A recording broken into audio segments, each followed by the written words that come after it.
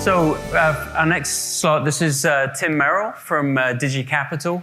They're an advisory firm, and it's basically all things AR and VR. So in terms of strategy consulting, investment banking, and those sorts of things. And Tim is going to tell us, share some stories, give us some hard data on what's been working and what's not been working in the worlds of AR and VR. And is going to look into his crystal ball and tell us a little bit about where he thinks the industry going. So, Tim, over to you. Thank you. So I'm Tim Merel from Digi-Capital. We're an AR and VR advisor. We do 4 things. We've got reports, basically about the industry. Our latest one's over 300 pages long. Our analytics platform, which you can see scrolling past on screen. It's got over 500,000 data points about the industry. It's a lot of depth. It's a dashboard. Strategy consulting and investment banking. My background, I'm a software engineer, investment banker, and lawyer. So I approach this from both the creative engineering side as well as the hard numbers aspect of things.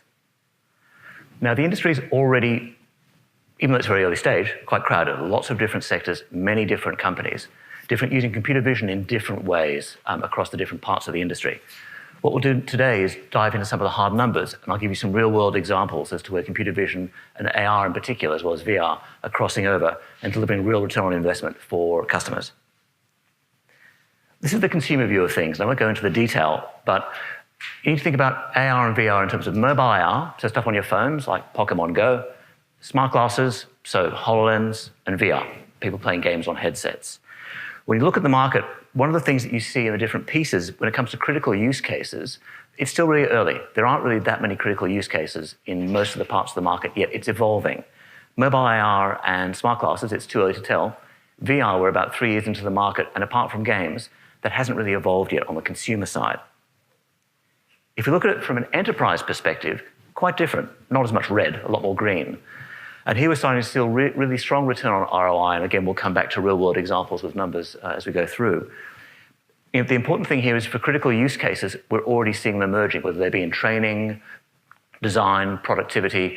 We're seeing really fundamental use cases where people are using some of this stuff day in, day out for long periods of time. If we look at the marketplace itself and the scale, it's really a question of 2 different scales depending on what you're looking at. Mobile AR, so again, AR Kit, AR Core, all the other different mobile AR platforms, reached 850 million installed base by the end of last year. Now, when I say installed base, I mean compatible and configured devices. Doesn't necessarily mean active users, which is a lower number. If we draw out headsets from that, it was less than 20 million last year across mobile and standalone VR, which was the bulk of the market, console and PC, and then smart glasses at a much lower level, and smart glasses primarily in enterprise. Now, I'm going to flip over to our analytics platform to draw out some of the more detailed numbers. So that big blue bar is mobile AR, growing from 850 million last year to a forecast of over 2.5 billion in 5 years' time. So that's the volume market, particularly around consumer and some enterprise. If we back out of that and look just at headsets, you see the market reaching about 100 million in the same time frame. So an order of magnitude smaller, still very important, and particularly for folks in computer vision, very relevant, but a different order of magnitude. Now, for that to happen, a couple of things need to happen in the next few years. The first is for Apple to launch smartphone tethered smart glasses. Now, actually, question, how many folks in the audience have seen or played with HoloLens? Okay, great, fantastic. So that's basically a computer on your head. It's everything, it's all in one. But because of the nature of it, it is quite a bulky device. I mean, for what it is, it's a technical tour de force, but it's not like this. And also, it's not cheap. We've forecast for the last 3 years that Apple could launch smartphone tethered smart glasses towards the back end of next year. So it's basically showing the battery and the compute power with the iPhone in your pocket. We think if that happens, that'll be the catalyst for the overall market to start scaling up, both in the consumer market, and then it might stimulate bring your own device demand in enterprise, which is a similar pattern to what happened with mobile before. The second thing that needs to happen is for the second generation of premium standalone VR headsets to launch. So some of you may know that Oculus Quest from Facebook launched yesterday. It's basically same approach as HoloLens, but for VR. So it's an all-in-one pretty good resolution, pretty good quality on basically that you can wear that's not tethered to a PC or a console. We think that will sell towards 1 million units this year, but it's not a mass market device. In a couple of years, we anticipate that you'll get better hardware, better software, and lower prices, and that could be the inflection point for the VR market. So a couple of things have to happen. If we look at revenue, last year, the market was less than $7 billion across everything, which again, for an early stage market is pretty impressive, but still it is early stage. Compare that to console for games or to mobile in total, it's a relatively modest market. But we forecast that could grow to 10 to 15 billion for VR in 5 years, but 70 to 75 billion for AR across smart glasses and mobile AR. And so we'll look at the different pieces and how that breaks out. That growth isn't a straight line. It's not going to go from here to there like that. And the different business models on the different platforms are going to grow and scale differently. So to give you a better sense of what that looks like across the 3 major platforms of mobile AR, VR, and smart glasses, going forward, so in the next 5 years, we anticipate mobile AR being dominated in revenue terms by e-commerce sales. And already, and we'll come back to this, we're seeing some e-commerce players getting huge results using mobile AR. Ad spend, so folks advertising things. And again, you're starting to see the big players like Nike coming into the market and using this. And then for App Store revenues, which is what most folks tend to think about when they think about revenues in these markets, right now it's dominated by games. So Pokemon Go is 95% of the market today in terms of mobile AR revenues. But going forward, we're seeing a lot of use cases, a lot of new applications, so we anticipate non-games applications taking over half of the App Store revenue market in 5 years' time, and then a bit of enterprise. Smart glasses are very different. It's been dominated by enterprise so far.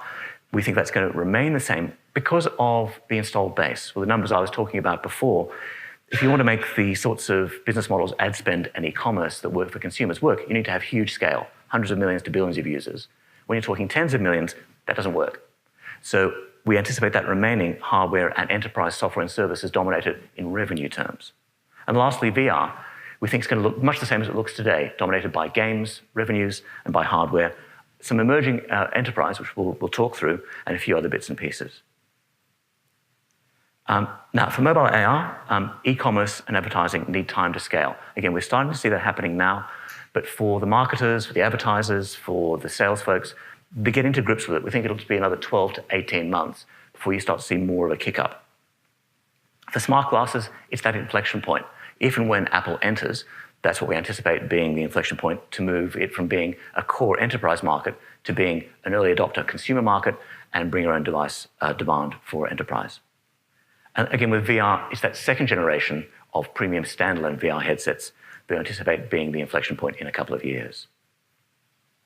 So going back to App Store, looking at the 2 main sides of things, with AR, non-games could take over half of all App Store revenues in 5 years. So we anticipate that being more diverse. Games will be the largest component, as it is, say, in mobile, but still a much more diverse set of revenues. For VR, even though there'll be individual apps in the different sectors outside of games that can and will do well, we anticipate it remaining dominated by games in terms of App Store revenues for VR. Now, those top-level numbers are a good starting point. But if you're thinking about what you're doing with computer vision and which parts of the market to target and where and who, it's not really enough. They're big numbers, but you can't use them practically for figuring out what you're going to do with the business. So you need to dig into your platform. So here, let's look at, say, a mobile AR platform-based company that's in the mobile AR education space. So looking at it in a bit more granular detail. So, how big is that market going to be next year? We forecast it being about 74 million next year, which sounds okay for an early stage market, but it's a global market. That's not here in the US, that's globally. And over half of the market being driven by Asia, particularly China, Japan, and South Korea.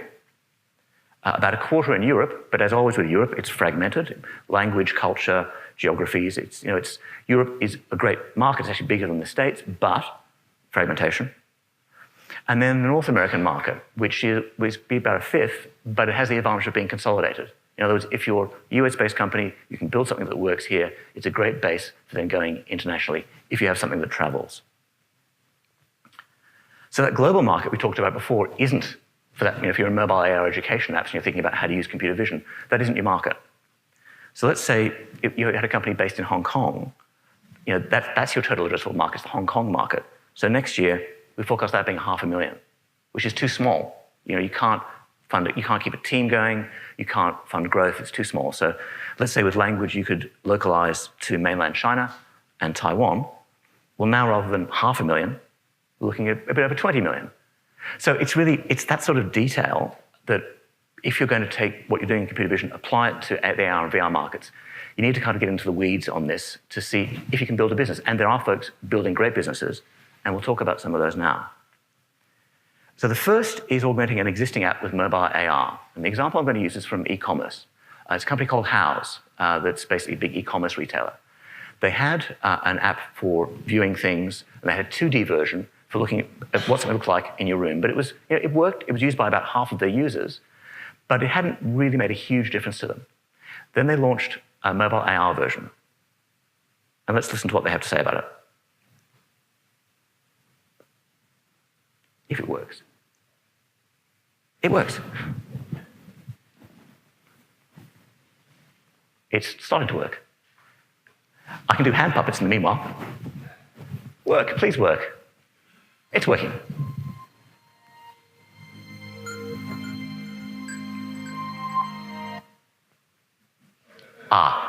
So what you're about to see... When you want to design your home, one of the key things is being able to visualize a piece of furniture in the space of your own home. We're doing this because it's hard to shop for furniture, whether it's online or at a physical store. Everyone has purchased something. Okay, this seems like it's going to be a bit problematic, so I'll go forward. I'll tell you what they were going to say. What they were going to say is that for most companies, particularly if you're looking at retailers or enterprise companies, the skill set that most companies have, as you folks would know, is not a 3D one. It's a 2D skill set. The companies that tend to have that sort of 3D modeling, representation, walkthroughs, all that sort of thing, basically come from games. And the games market is where really House pulled its team. It had to integrate folks who had previously done wonderful things in 3D, but they never dealt with the humans. They did games and it got shipped, and then that was the last they saw of it. And so they put together teams that are cross-functional with basically big teams that actually bought little game studios, incorporated into them with what they're doing with e-commerce, and then combined that with a huge bank of 3D models. When they started this, they had a bank of about 500,000 models. They now have about 1 million to be able to see what something looks like. And what that enables is somebody who has no skills at 3D visualization, with no fancy tech, no goggles, no headsets, nothing more than just the bog standard phone in your pocket. They can visualize what something looks like in the room. They can see what it looks like to scale. It has occlusion, so it blocks things that shouldn't be represented in front of it, and it works. What they found was they were able to get 11 times sales uplift by doing this. Now, in e-commerce, if you get a 5% increase in e-commerce from any piece of technology, it's extraordinary. 11 times conversion rates are literally unheard of. It's never been done before.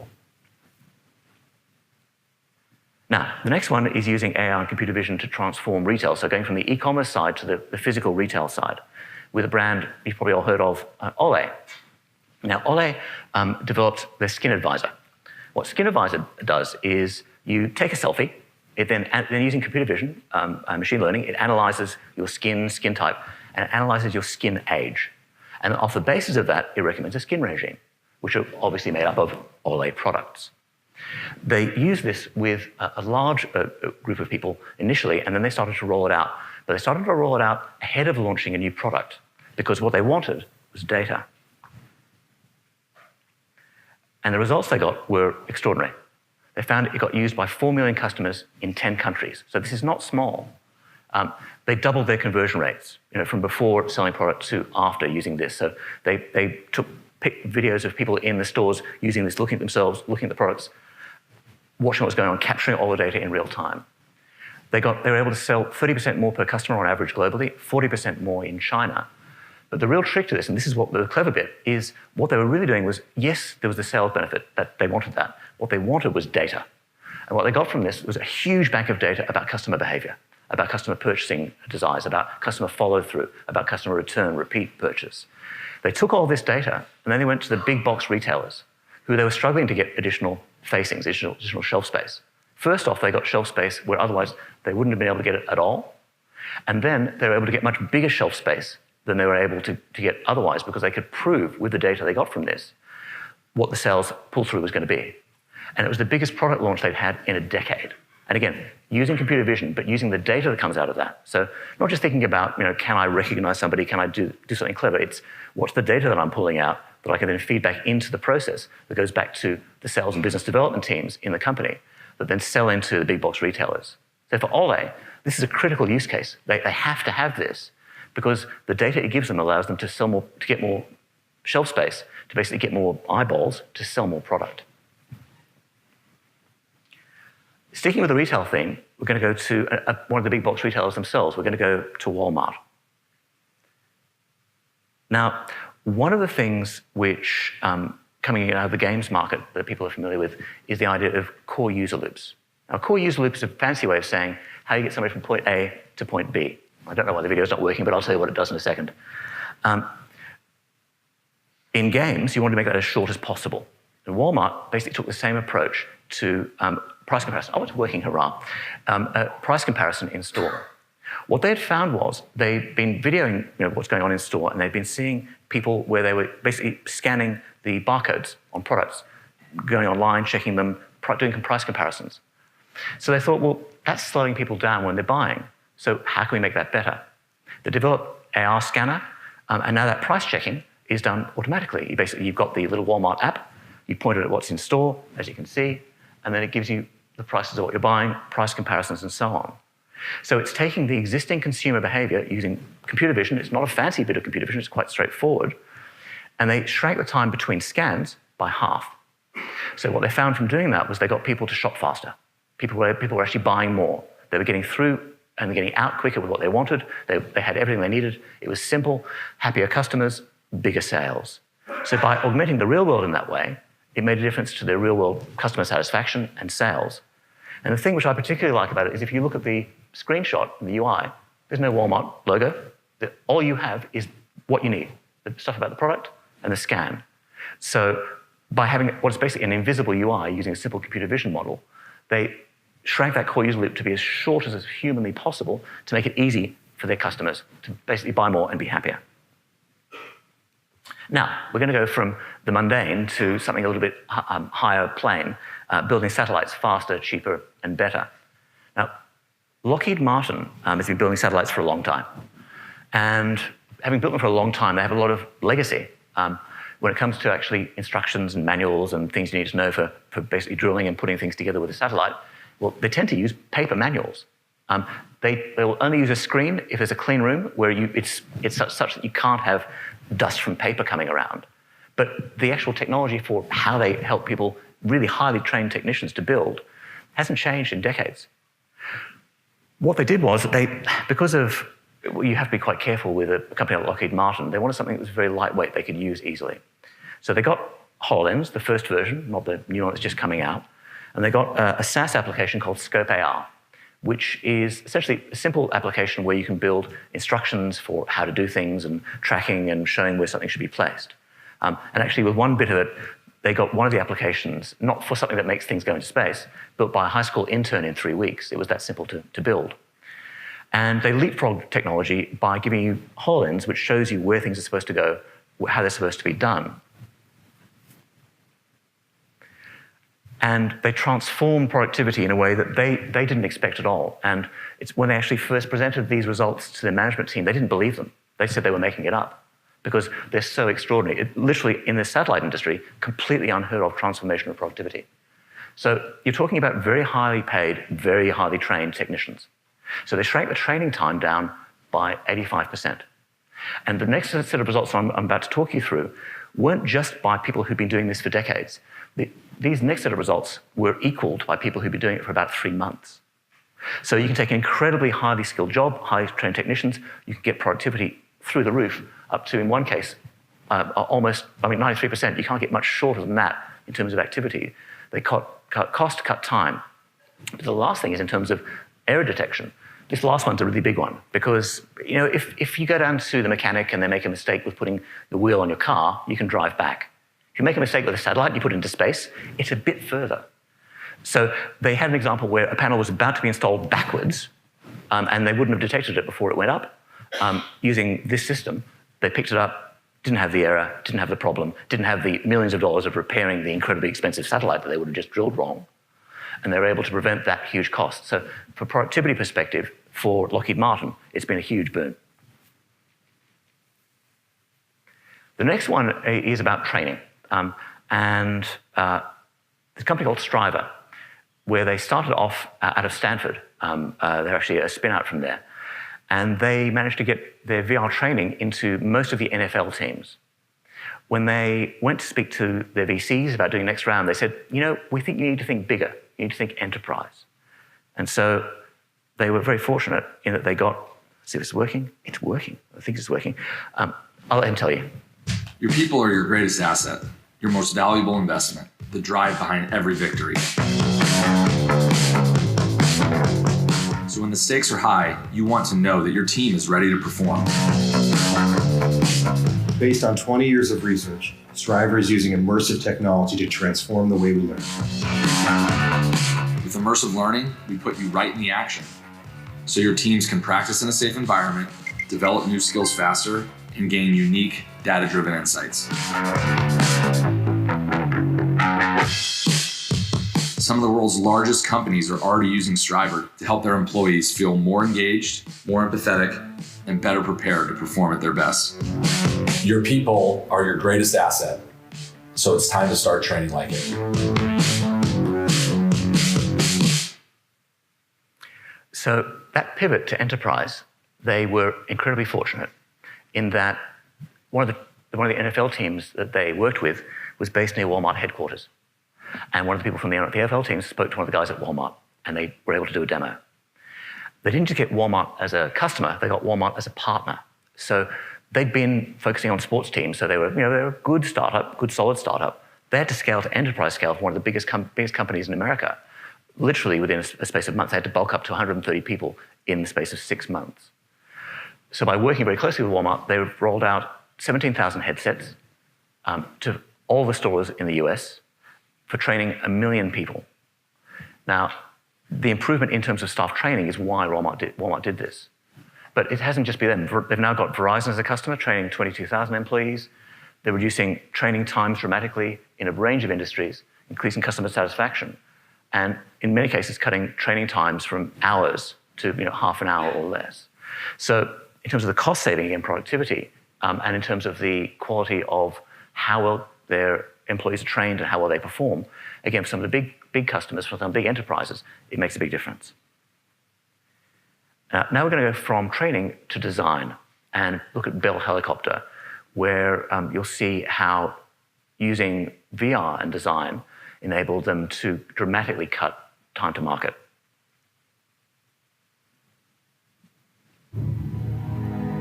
FCX-1 is our first concept aircraft and a peek inside our innovation team's efforts. FCX-1 points the way for our future. A focus on innovative solutions and technologies.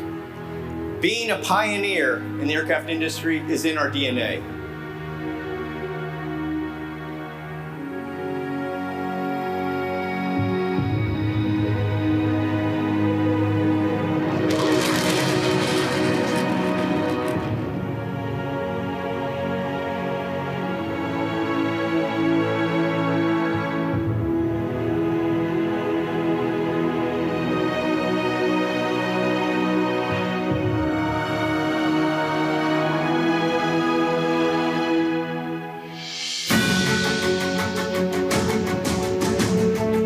Using virtual reality as a design tool was sort of an aha moment we had. What if we put it in a room and then put the engineer in the room with it and let him draw on the 3D model and use that to go to the next stage of development and make some of these real-time decisions?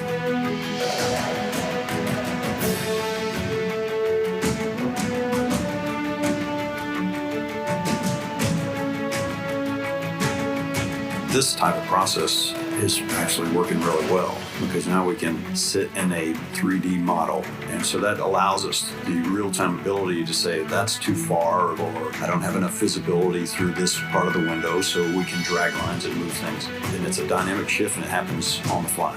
We do VR design studies. It costs us a lot of money to mock up a part in real life. We'd rather just do lots of iterations on it inside VR and then decide where we want to go, then cut metal after that or cut tools after that. We have a holistic experience now, and that helps us drive the designs forward and makes them come to life faster.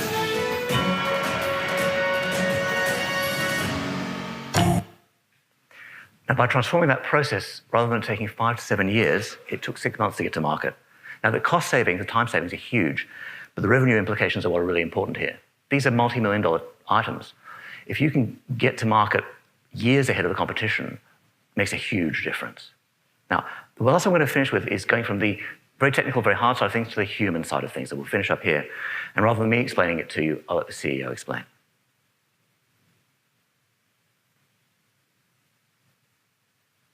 Assuming that it works.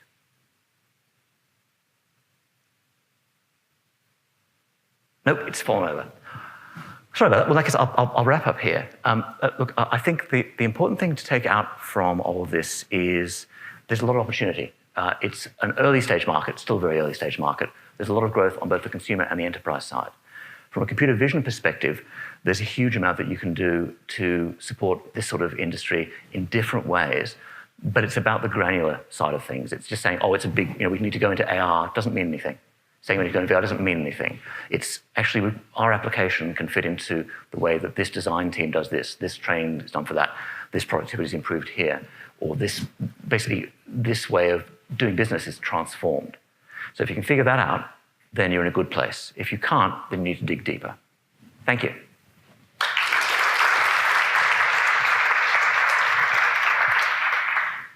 Fascinating. Any questions for Tim? Wow, that was really impressive. I guess one quick thing, I always used to say Ole from the UK, but Ole, yes. Has there been any sort of repercussions of people coming back saying, oh, on the data stuff, have they started to have any sort of pushback of people that were concerned that, their shopping behaviors was somehow going back into there? Has that been any pullback, or is everything okay? Not that I'm aware of. Basically, in terms of data privacy, as with all these things, you've got to be very careful with it. So it's a question of complying with all the regulations and being very careful that for the consumer, if it's a consumer product, that they're made completely aware that the data is being aggregated. You don't want people thinking, oh, actually, people know exactly what I'm doing and therefore retailer X is targeting me. Right. So I think for any e-commerce or retail company, they have to be very careful on the data side to basically obey both the laws, but also the spirit of the laws. Right, perfect. Question in the middle? Thanks for the talk. Excellent points there. Thank you. So, on the VR camera hardware side of things, so you said that VR hardware is an industry, but you didn't talk about camera numbers or how that will change or how that will scale. So you mean 360 cameras? 360-degree cameras, 3D cameras. I haven't got any numbers I can share with you on 360 cameras specifically, but I can give you a better feel for where the use cases, which flows back to the hardware side of things. There was a lot of excitement about 360 video very early on. Hollywood got really excited about VR. What they realized fairly quickly is with any sort of narrative, filmed entertainment, there's a director. A director tells you where to look. And so with 360, it's quite difficult because the user can look wherever they want. If it's volumetric video, where you're actually able to effectively walk through the scene, it's even more challenging. Plus some of the motion sickness things about volumetric video as well. There are still companies that are doing that sort of thing. Hollywood is cool on it in terms of being very excited that it's going to be a big new medium for them. That I think you will find has flowed back into the 360-degree camera hardware market. It's still there. You've still got some really interesting things around, not necessarily pure 360, but say things like Intel RealSense, where you're looking at tracking where people, the tracking stuff, the SLAM stuff, simultaneous localization and mapping, that's doing really well. 360 video piece, not as strong as it was, say, a couple of years ago. Another follow-up question on that. So, in terms of the enterprise market, which seems to be doing well with AR, what are your thoughts on the basically amalgamating the real and the virtual content together, right? So what you said essentially is all simulated content, people for VR essentially. Yeah. So, how does that work? It comes back to use case, as with all these things. So for something like what Lockheed Martin is doing, where they're drilling parts, or BAE Systems is doing it for building batteries for electric buses, there it's great because you can pretty much map one-to-one what you're looking at, where things are supposed to go, and it's quite accurate. When you get to things that are closer up, it's a different picture today. With many of the optic systems that are being used, if you've used HoloLens, if you go to this close, suddenly it blacks out, it stops working. There's a technology. Many folks here have heard of light field? Yeah. Okay, great. Light field is better for that sort of thing, where effectively you can see at any particular distance. The one case where it's particularly useful is anything when you get beyond really arm's length. It's nice to have light field. It's not critical. For close work, that's helpful. The headsets today, most of them don't use light field yet. It is coming, but it's a question of use cases. In some ways, it's a bit of an edge case. So yes, coming. Is it on the roadmap of, is it HoloLens 2, does that use light field? No. Does Magic Leap use 2 planes, but they don't use that full light field yet. So coming, not here yet. So it depends, I guess, is the answer. Thank you. Thanks for the questions. Thank you very much. I think it's now lunch. Thank you, Tim. Thank you. Very good. Very good.